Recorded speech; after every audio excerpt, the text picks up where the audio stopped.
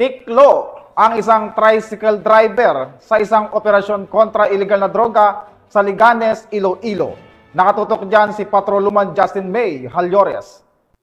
Aresto ng mga operatiba ng Liganes Municipal Police Station sa pamumuno ni Police Captain General Enrique P. Robles, officer in charge, ang isang 31 anyos na tricycle driver at residente ng Barangay Cari Mayor, Liganes, Iloilo sa ikinasang drug by bus operation nito lamang ika-13 ng Enero taong kasalukuyan bandang alas 9 ng gabi sa Purok 5, Barangay San Vicente, Liganes, Iloilo.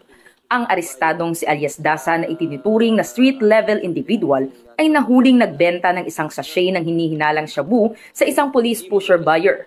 Na-recover mula sa suspect ang isang sachet ng buy-bus item, isang malaking heat-sealed plastic sachet, 6 na maliliit na heat-sealed plastic sachets ng suspected shabu, 1,500 na buy-bus money, isang itim na belt bag, isang itim na coin pouch, pera na 340 pesos at isang Rusi 150 tricycle na may orange na sidecar.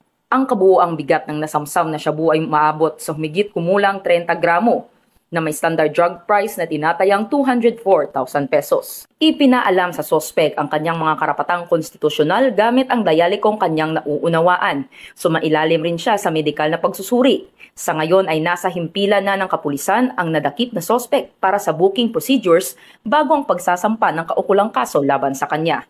Patuloy ang Philippine National Police sa kanilang masinsinang kampanya laban sa iligal na droga na naglalayong tiyakin ang kaligtasan ng bawat isa sa komunidad at sugpuin ang mga iligal na gawain sa ating bansa.